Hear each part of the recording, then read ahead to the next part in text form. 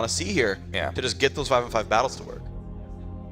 Gnar, though, which would be great for a team fight, not going to be in this one. Banned out already. Very quick with the bans coming down. Once again, Corki not going to be a part of this game. And finally, we have an adaptation here. Maokai not going to be in the game either.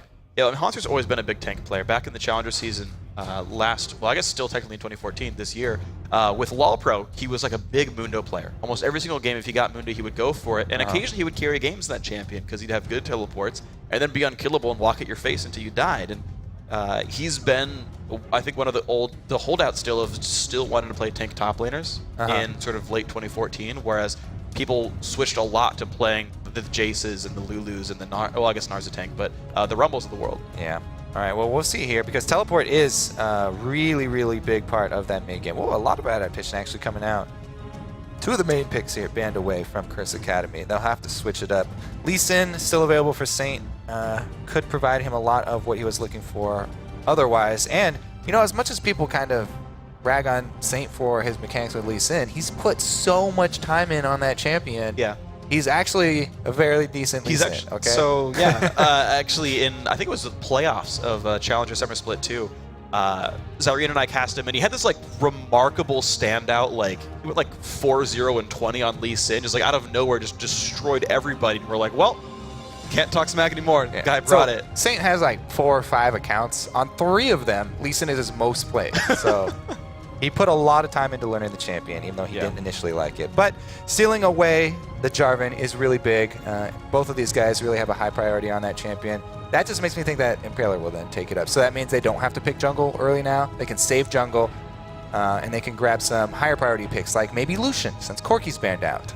Yeah, I'd be curious to see what happens here. I mean, last time around, right, they went Jarvan Lissandra as their big 2. It's actually going to be a complete change of pace here. They are going to go for team fight stuff. And yep, Rumble's going to come out, and they're going to steal that Thresh away from Buddy Fufu finally. All right, so true to form, as I said, they thought a lot would revolve around those mid-game dragon fights. As such, picking up Rumble can be a really big advantage, especially if they can get him ahead early. A lot of the times when I see Rumble on teams, jungle attention paid top so that they can get him to that level 6 very easily and then bring him down for the control for team fights. And I feel like, and maybe I'm wrong in this one, but this is my gut check here, I feel like Rumble is fine in lane swaps because he has such a low item requirement in the first place. Like, his last hitting's not very good in a 2v1, but... That's been a lot of people's ideology. As long as he can get his flat magic penetration in time for the team fight, it's 2,500 gold. Like, it's not hard to get. So, we'll see if that ends up being the case here for Rumble, even without farm. Casted and hovered, though, which would be a bit surprising to me, being that it would be a blind pick. The Morgana and the Thresh, though, is a lane counter pick. And Keen will go for the blind Kassadin here. Interesting. We'll see if he gets off to such a good early start this time around, because you do not usually get an 11-minute Rod of Ages for Kassadin. No. Ooh, jungle control here. Finally a Nunu pickup. Interesting. And they've got so much pushing power, too. I mean, Nunu, Caitlyn's great overall. They could go for what we've been talking about with the Azir. So, Rumble Ultimate, while it's great for team fights, if you lay it down as a wave is coming in, you can basically run a team off of the turret. Yeah. Take the turret in the time that the Rumble Ultimate is still zoning out the team, and then just run away. So you take a turret in the cooldown of a Rumble Ultimate and then run away until it's back up. With Nunu and Thresh, running away is extremely easy. Throw up the box and everybody's sped up. They also have a whole bunch of re-engage. Like, Hanser and Bunny Fufu and everyone can go in, but you've got an absolute 0 and an equalizer that can drop down afterwards.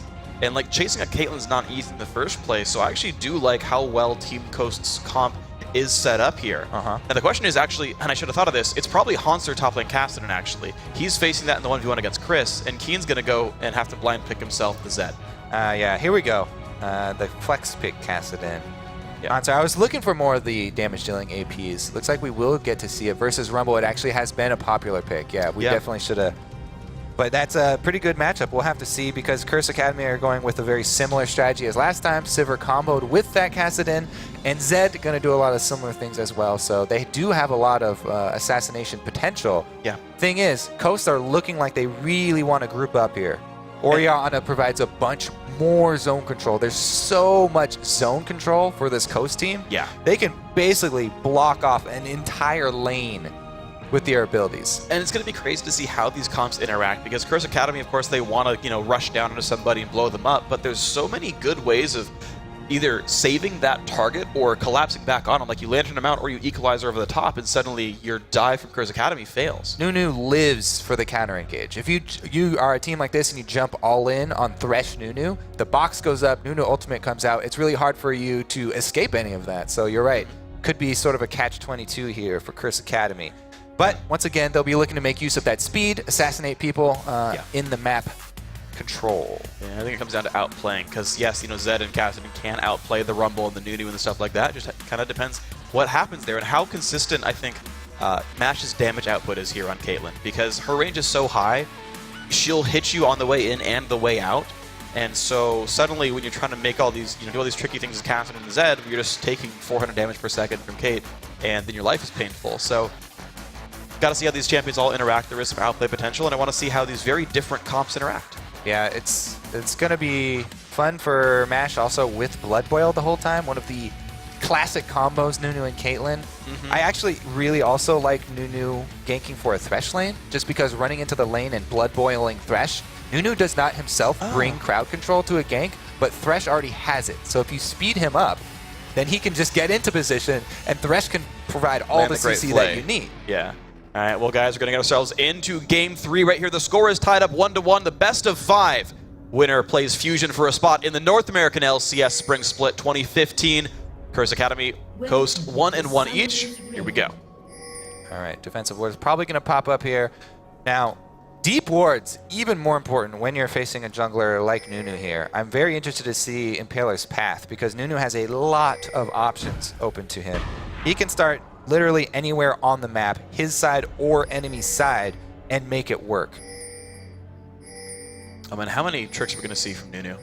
He's going to give away like double golems level 1 while taking a buff. I mean, you can a classic one if you're AD and supporter down bottom is that you give away Gromp, like you smite Gromp, but you start on blue anyway, so you give away really quick and free experience to your bottom lane, which would help out a Thresh Caitlyn lane, because they just want to shove anyway and they get a huge minion wave advantage. Or it looks like with a lane swap, they're going to do a similar thing here. Everybody's up top. Rumble not even going for a double jungle here. They're just running all into lane. What did he? Interesting setup. Nunu has not picked a spell yet. I think if they late invade and they fight, he wants to Ice Blast somebody. That's an option. I feel like this Tribush ward came down. Here's the thing. Chris saw that Tribush ward come down. He actually punched it in the face when it came down. They're going for a late invade around the Tribrush. I mean, and they won't get spotted. It's going to be an even start, though. But I got excited because they played around the wards. Okay. I didn't care about what's happening on the map. I just wanted to point out that they were smart. It is a good move by them, and they did get the information that there was the counter invade from Coast, so technically they have a little bit of an advantage. They can try and play around this. Once again, you'll see both mid laners cheating to opposite sides because they're aware of the threat of those double junglers coming down for ganks. Now we really do want to watch the early dragons, because it's usually been Team Coast going for the early dragons. Curse Academy have sort of shied away from that, not wanting to invest the time early. And Curse Academy have been going for the earlier levels to try and take advantage. What's interesting is I feel like Coast was trying to find the 2-on-2 matchup, because I feel like Caitlyn should win this lane so hard. Oh yeah. I guess they also dodged the Cass and Rumble matchup, and holding Cass and no items is good, so they're kind of trading one good for one bad. And as you said, Rumble, as long as he gets to his penetration items, it's fine for him. Whereas Kassadin really wants to get that Rod of Ages stacking up. Yeah. Has a bit steeper of a curve. There's a lot more about levels and a lot more about the items he can buy for himself, so also, we'll see what happens. Double jungling is really strong with Nunu, because he can Blood Boil his partner. So it helps out a lot, because usually you're just Blood Boiling yourself, and you're a continuous roam around the jungle. Nunu already has a really fast clear, one of the fastest of all junglers in the new jungles. Right. So if you add into the extra advantage of Blood Boil on another person, your double jungle becomes pretty much the fastest double jungle there is. So they're going to be cruising around really easily here.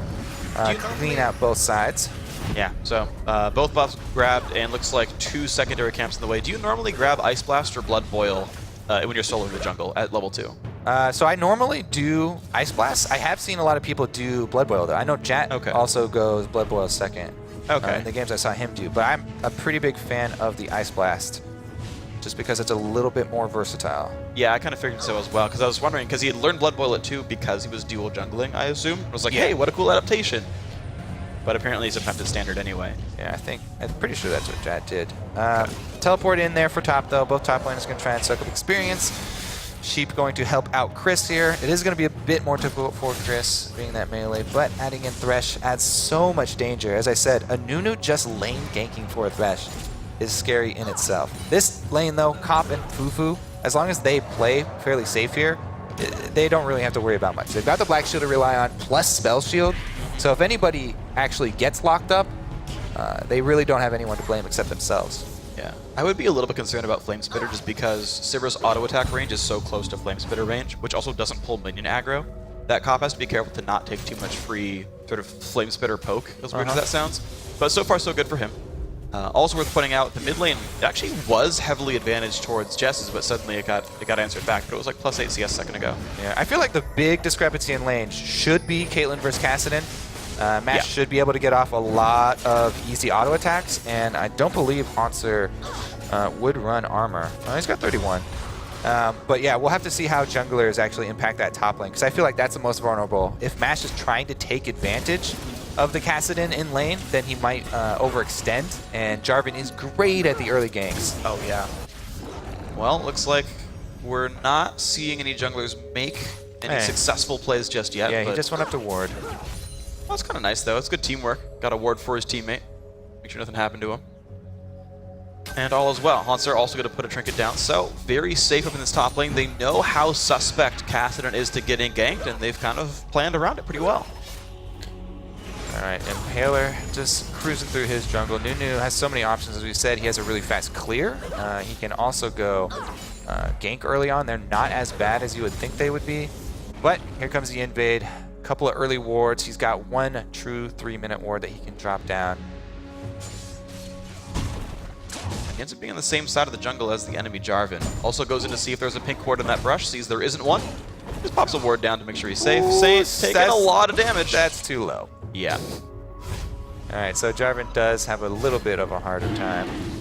Not able to finish off the Krugs is huge, and the early dragon should be an easy take unless Chris actually draws attention down to there. Well done, yeah, because the dragon just reset right there. You saw it went all the way back.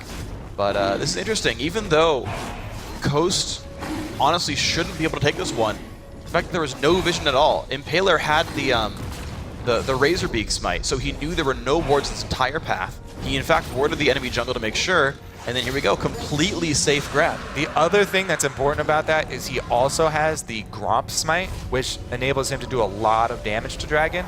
So you already saw it reset there once. With Thresh and Nunu without that Gromp smite, it would have taken... Isn't it only on getting hit? A lot more. Yeah, I think they were letting him get hit a couple times. I saw the poison go up. Okay. I don't think it was perfect juggling. Because with Nunu, you're fine with taking a hit because you're consuming on cooldown anyway, so you heal back up. Okay, that's a good point. I'm actually curious to see what he is maxing. I've seen Max consume Nunus before for the sustain and the counter jungle power. I'll be curious to see what he goes for. Standard stuff for Jarvan, of course, maxing his Q. What I like to do is put a quick 3 points into consume while your main focus is just getting objective control really early, and then switch over to Ice Blast. Like, you don't always have to max out at full skill before swapping over. A lot of people kind of get locked into that. Yeah, I think it's Tristana as well. You should do 3 points E. Yeah, that was really close to being stalled. Seriously, that was close at all. Even though it's Nunu. Yeah, but hey, I've seen that happen. I remember casting, it was the odd one, and he actually timed his consume smite nearly perfectly, and there was a random Caitlyn Q that stole anyway. In the beginning of this year, I believe. All right, taking advantage of that, Kassadin low wave clear. He's out of mana, even though he's level 6, can't do much here. Going to take down these early turrets. Okay, so as we said, this is a team that's great at sieging, grouping up. We're getting towards that period where they want to start moving that Caitlyn around to start knocking down turrets. Nunu's getting up there. He's got his sight stone, so you just ward up pretty deep in the jungle, so you're able to see all of the enemy movements, and then you start moving around, take the outer turrets, get your global gold up for the team, and try and use that to create pressure. The difficulty, though, is actually Coast are going to be under more pressure than Curse Academy. Cop managed to recall back for his BF sword roughly during the Dragon timer, so his push is better. He's got AoE, the minion waves die super fast. Cop's like crushing turrets down, and Mash is like hitting him kinda. He's like getting a blue buff. And Saint is providing support for this whole move. They're staying on the strong side of the map here. I like this move from Curse Academy. He even uses his smite on the wolves which you rarely do, except when you're trying to provide extra vision for this side of the map because they want Cop to be able to continue to play far up and abuse the extra damage. Even though he has really short range, they want to buy him the security to get in there and go for those risky auto attacks. Yeah, and that worked really well. And of course, how nice is it that Curse Academy, with this basically practically all melee comp, managed to get some turret kills anyway. Like, that's actually pretty darn good for them, and so suddenly life is pretty good if you're a Curse Academy member. And we're going to see how they can pan this out. Now, Hanser is actually in a wide open lane. That turret's gone. He's trying to leave it as frozen as possible. He's going to get his farm going up. Rod of Age is probably only like 4 minutes away at this point. Maybe slower than that. Maybe it's still going to be like a 15-minute Roa, but at least he's got Catalyst done. All right, and his lane will slowly be pushing up. So Chris is getting into position to get all of those minions, and he is level 6 to the level 8 Kassadin. So Chris does have to be a little bit careful and maybe not extend too far into the lane. Be in close reach of that turret because Kassadin, even without any ability power, would be able to put out a lot of pressure. 2 levels up. Just look at this though, like Cop's like at turrets that people aren't around yet, and with the upgraded boots as well, he's actually able to rotate so cleanly, so freely, and get a bunch of damage down. Like, these outer turrets are taking meaningful damage. All right, good trade up top. Here comes the 4 squad. Caitlyn even has blue, so that's going to make that clear even that much better. And she can also harass you really well under a turret. Let's see if they actually decide to group up, because Hanser does have a teleport ward on the side bush he could move into. Jungle control it is instead though. All right, so they can control the bottom side. Ooh, good focus here up top. Chris is really low. We'll see if they're going to find this one there. Chris would definitely be killable. Every summoner available for the diving team. Saint making sure it's safe. Yeah, there's really good ward coverage to watch for counter ganks. He's got a sight stone already before he finishes his warrior enchantment, so really, really vision focused. And Saint, in fact, only gets the vision control, doesn't go for the dive. I do like that. Trying to combat that early Nunu vision control. Jarvan, as we've seen, Meteos pulled off the full tank build. You can get that early sight stone as well. Extra adaptation. Saint gonna get some deep vision towards Team Coast. What do you think about warrior enchant on Jarvan on a team like this? Like, you have damage threats everywhere. I feel like you're better off with Juggernaut. That's just my read. I mean, they don't really have a point man. I guess you're right. They don't have anyone, so maybe Saint is going to play a little bit more defensive, though. We'll have to see. I'm always a big fan of the warrior enchantment early just because it's so efficient and it does give you that ability to burst somebody. Jarvan has such good burst potential early in the game. So if you grab an AD carry, if you have the warrior enchantment, it gives you so much more threat. If you don't have that, then you only, with your burst, you just take her down to about half and you're just sitting there the whole time. Okay, that's fair. I like that. So yeah, Saint Bish is going to be a real threat, someone that MASH has to respect in these team fights. Because if you take out the AD carry in this comp, then it's really huge. Yeah. There's no physical damage left, and it's just so easy to tank it out with the 2 lockets this team's going to buy. Predicting it already, huh? I think only one. It's like so awkward for people to buy a locket in this game. Yeah. Buddy wants a Zonia's. Hanser's never going to buy that item. But here, Impaler, still trying to keep the ward coverage going. Again, the early trinket swaps. By 12 minutes, everyone's already switched to their roughly endgame trinkets, I think. By the end of 2014, people all kind of got those timings down. They realized that they needed to switch pretty early. All right, here's the dragon for Coast. They have control, crab control. Nice. Ooh. That was on purpose, I think. Walking into hook range, then backing out immediately. A little bit of bush bait there. They do not hesitate to start it out. Hanser's waiting in the, or Chris is waiting in that bush up top. He has to be careful. Oh. Right. MASH at half health, though. There's the Death Mark over the wall. MASH is very screwed right now. Exhaust might be enough. Yep, he goes down. First blood to Hanser. Impaler dueling the enemy jungler. He's not going to win that fight either, but he misses the hit. But now Sheep forced to flay Cop away, who is out of mana. The flash. Oh, he gets hooked, though. This is going to be so close. Gets the kill. Ignite is on, though. Cop is going to go down. But it's a 2-for-1. Curse Academy win that fight. Pretty good play there from Curse Academy, but really weird choice from Coast.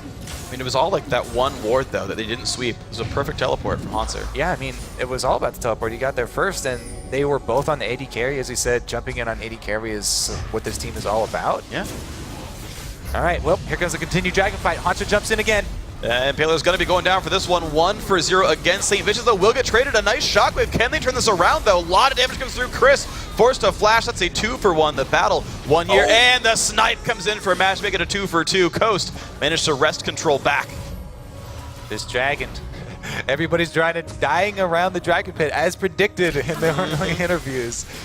Now will be all about how quickly can you shove afterwards, because that's what this team really wants to do. Start knocking down the outer turrets. Yeah, with the high mobility, though, they managed to outplay the very obvious team fight comp of Shockwave Equalizer.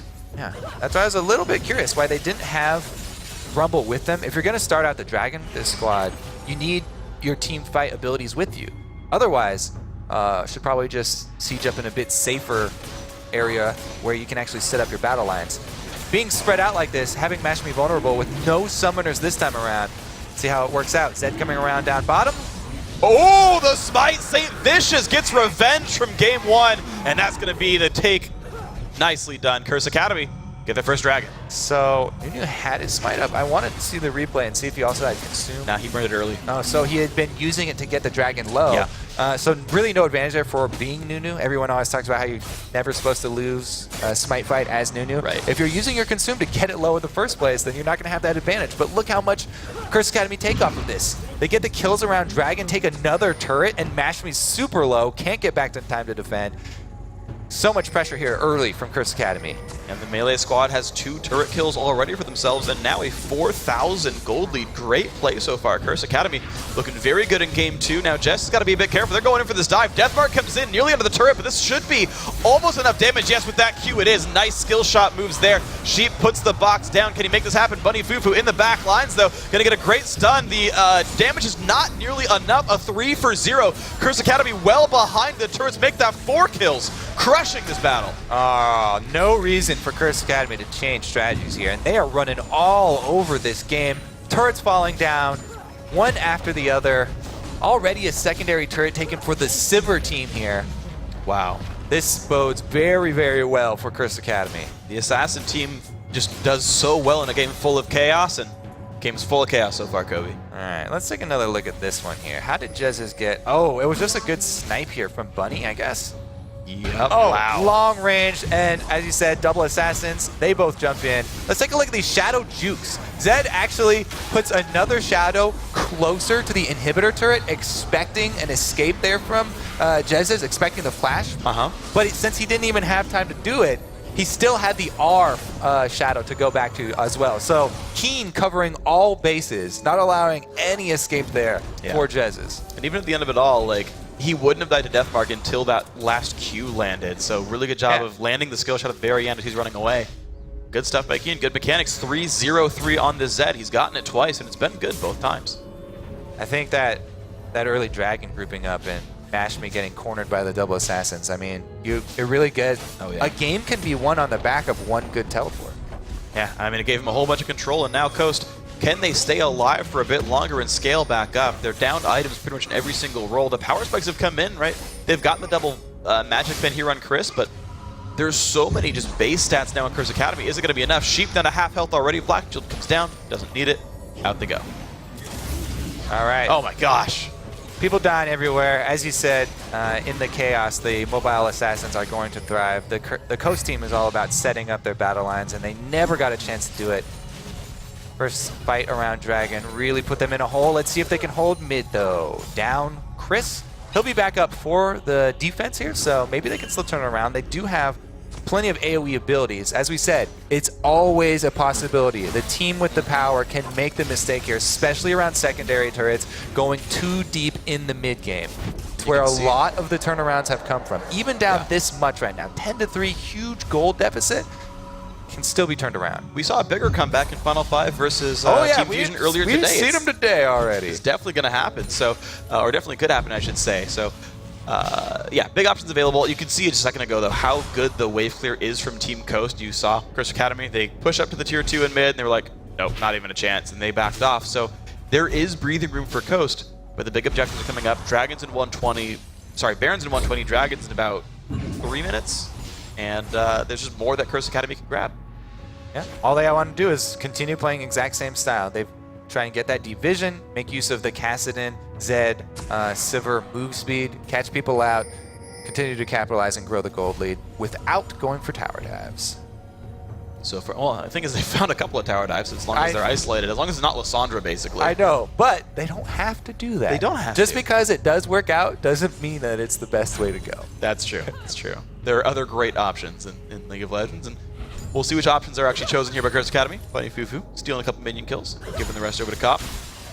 It's easy to wave clear. I mean, this is the cool thing, is like when you're really powerful, it takes 4 seconds to kill a wave, and then you can back off, and you've got about 25 seconds to do whatever you want before you have to get back there in time. Yeah. Mash gets a shield, Mash gets another shield, and he's fine. Yeah.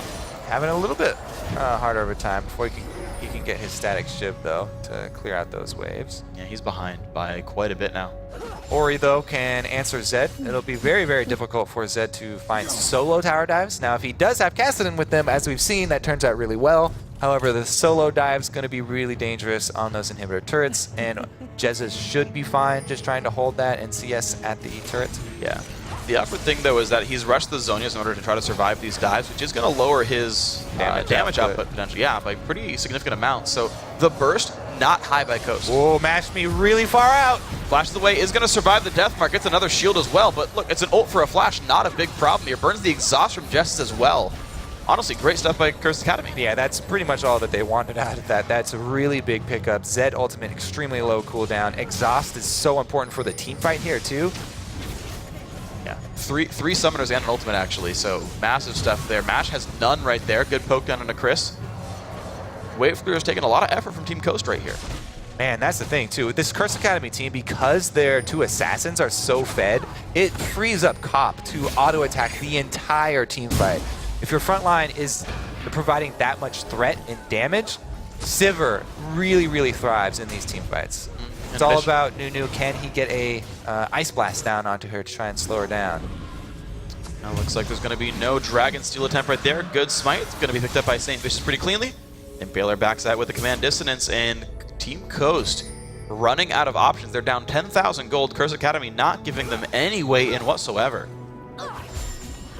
Yeah, they're doing a really good job. As we said, playing it safer, controlling the neutral objectives, not going too deep. That guy Hanser right there, working on that Zhonya's himself. So once you get to the point where Kassadin can actually initiate on you, it opens up so many options for this team. Yeah, honestly, Hanser, like, he's, I would say, one of my Challenger players of the year. He was great for LoL Pro. He was like one of the major reasons why they went as far as they did in the Challenger series in summer specifically. And then here on Curse Academy, this is like he became one of the scary teams, one of the favorites to make it into the LCS. This is the team that was always in the conversation when the expansion tournament started. And Hanser has just been consistently great. Gets banned out, loses the Maokai, and goes like, that's just fine, I'll just counterpick you with something else. I think keyword there is consistency, because that's such a rare thing, especially in Challenger. Especially in top lane, I feel. Yeah, especially in top lane. All these guys on the Curse Academy squad, they just feel extremely relaxed and confident. Yeah. So far, so good. This is actually something that they would like to pick a fight over. Neutral objectives in the jungle. The only thing is that this is on red side, and they hadn't quite established their ring of vision, so a little bit dangerous. You know, Keen not being with them, they didn't want to overextend. As you said, playing it a little bit safer. They have this giant lead. They do not want to give it away. So they are sitting on 2 dragons, which I believe is the same as Coast, but I could be forgetting where one of them came from. I think Coast only has 1. Yeah, you're right. Sorry, I'm misremembering. It's only 1 dragon. It's a good call. So they do have that all-important first dragon here, and that's actually good because it slows down the pace of Curse Academy, but minion damage would actually be a really important dragon deal for these guys. Yeah. At least they get some extra attack damage to the Caitlyn. Oh, here we go, aggressive. A lot of CC spent on him. Forced to flash over towards Baron, but no one's able to aggro it, so he takes no bonus damage there. Out he goes. And Zed split pushing the whole time here. But it's a flash for 2 ults, and they're 2 very important ultimates here. So Curse Academy now able to do a lot with knowing there's a lot of important combat spells down. Alone time with this turret is very valuable as well. Chipping it down, probably get it to about 50%. And it only regenerates 2 health per second now. It's a much lower regen than it was back in Season 4. So that's actually some very meaningful progress. Mid lane tier 2 goes down as well. Curse Academy heavily out-rotating Coast.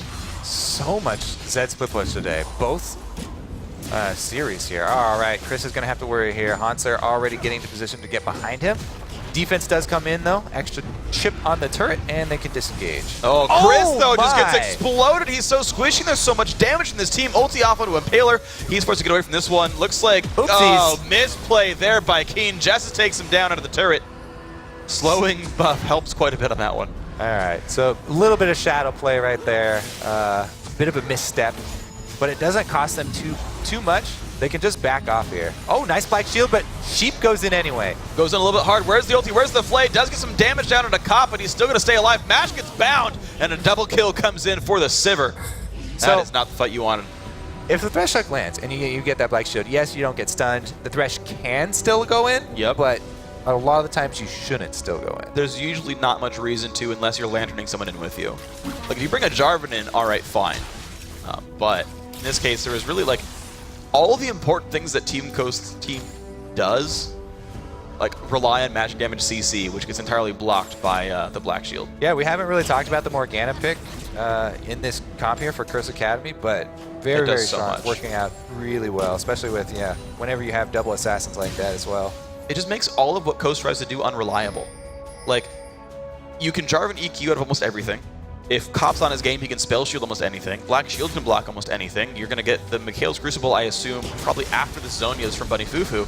And suddenly, you have no reliability on Coast at all. The only thing actually reliable on this team is the fact that Caitlyn has high auto attack damage. And she's behind by like really half an item. Sheep going to get blown up here by Keen, but maybe the damage is high enough. He's going to ult in, but I think Chris can make this one live if the no more spells come down. Nope, he's going to get dropped immediately. Mash doesn't have the damage to knock down Zed, and now Kassadin's going to get the slow. Mash is very screwed. All right, he's dead again. More control for Curse. Let's see if they can actually get one of these inhibitor turrets, because that is really the tipping point. Surrender. Game over. The game times get shorter and shorter. Game 1, 50. Game 2, 40. Game 3, 26. I think the fastest game of the day. Curse Academy now 1 game away from moving forward. They really look like it hit their stride as well. Maybe Liquid was right with that nerves thing for the first game here. Yeah. This Sivir strategy, Sivir plus Kassadin, they've got so much roaming power. One mistake from the enemy team, and it's a great snowball for Curse Academy. And you're seeing that the target bans and trying to like remove these S-tier champions aren't doing very much. Like, you remove the Maokai, no one really cares. You remove Corki from Cop, which they've done every single game, and he picks something that's strategically relevant and strategically outplaying the opposition right here, and it's just been rough. Bunny Fufu loses his Thresh, plays Morgana, counterpicks it, does a wonderful job again. Curse Academy seem like they have very deep pools, and they're playing really smart in champs. I actually don't think jungle is worth a ban. Unless you're going to dump a whole bunch of bans into jungle, it's not worth dropping any there, because there's so many options right now in the jungle. Thankfully, Coast aren't. Yeah. Well, they banned out oh, you're right, they dropped the Pantheon. I forgot about that. You're right there. So interesting sort of how the game is planning out. But again, I do have to give a lot of props to Curse Academy. They found a comp that works. I like they stuck with it once it worked.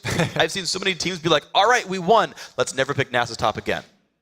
Whoops. And sometimes that happens. We saw that in the NALCS playoffs. Like, Dignitas found something with Zion on Nasus, and they never went back to it, even though that was the only game they won. Curse Academy, again, I like that they're sticking to a strat that's working. I want to see now, does Coast have the adaptation to beat that? And it wasn't the team fight comp. They're getting outplayed by Assassins. Well, I think that the idea there from Coast was sound. However, the execution was lacking. That early Dragon fight where they had Mash isolated, that team really thrives on having, like I said, keep on saying, like the line set up. You've got the Thresh and Nunu that are supposed to be running this interference, making it hard to get to Caitlyn. If the Assassins have a free route to Caitlyn, and she's like, there's no way you're going to win the fight if she's dead. Yeah, and I mean, just a really good job by Team Curse Academy to have had that one ward like above the river by blue buff that Hans was able to use. Like, I don't know how much foresight that was or how much Hans said, hey, great, there's a really good ward that I can use, and Mash happened to be on top of it. Ended up working out, ended up being a really good choice, and so Curse Academy now making things work. So the thought then is just still, so you said that it was execution-based, though. It wasn't strategically flawed. It could have worked. It maybe should have worked. If you're Coast's coach, do you say, just run that comp again, just don't screw up the first 10 minutes? I don't really know what else is in their playbook, so I don't know if they have other pages. That's true. Well, we're going to have to see, because if Coast wants to stay in the upper bracket here and only win one more series to keep their LCS hopes alive, then Coast need to come back in 2-0 from here. Otherwise, Curse Academy with one more game, move on to that sort of winner bracket finals, as you would call it, and they'd be one series away from an LCS spot. But guys, we're going to take a quick break. But when we come back, we're going to go into the exciting Game 4, maybe the conclusive Game 4 here in Coast vs. Curse Academy. We'll be right back.